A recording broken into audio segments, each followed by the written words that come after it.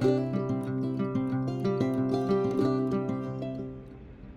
I want to do a video on 34mm size watches. You can find great deals on this size online, and they're just not as highly sought after as like the when talking about vintage watches, the jumbo size like the 38 and stuff. But people kind of shy away from the 34. But I think you can wear a 34 even if you have a less than 7-inch wrist. You can definitely wear these watches. I got a 6.7 6.8-inch wrist, and they look just fine on my wrist. There is some things you have to look at and consider when buying them, and that's going to be the case shape and sizes. So of the two watches here, we have a Timex Mechanical hand wind. This was made in 1993, so it's not that old. I think they made these up to 95 and then they stopped making them. Nice vertical brushing on that dial there.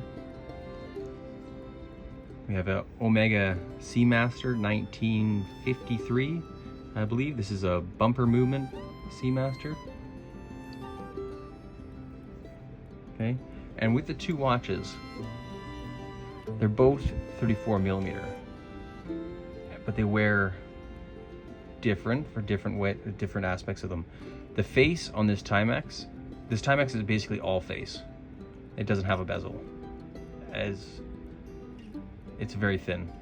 The Omega has a thick bezel, right? The Omega also has very long, thick lugs. That's why they're called the chubby lug Seamasters, whereas the Timex has very small, thin lugs.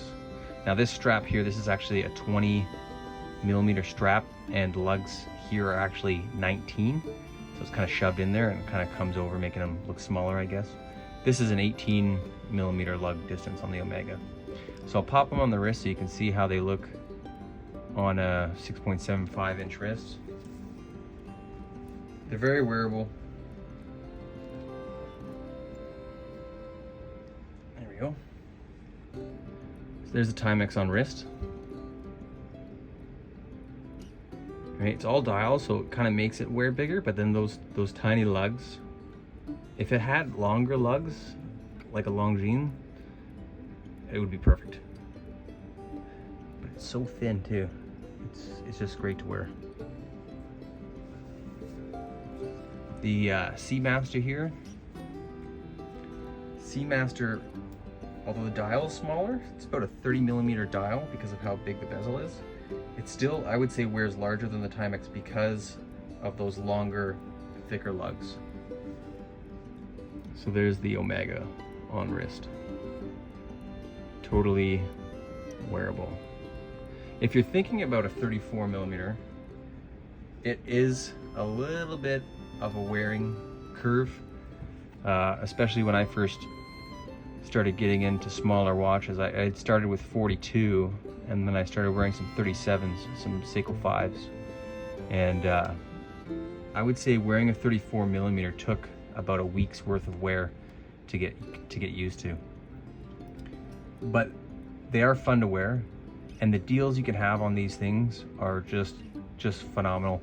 This thing here was around $700 online, and this guy here was $10. I've been wearing it. I bought this one very recently, and I've been wearing it for a week straight because that's how 34s wear. You forget that they're on your wrist. They're very comfortable. Yeah, so that's what I wanted to highlight in this video. I don't see a lot of videos on YouTube about 34mm watches. Do you like smaller watches? Are you thinking about buying a 34mm watch? Let me know in the comments below.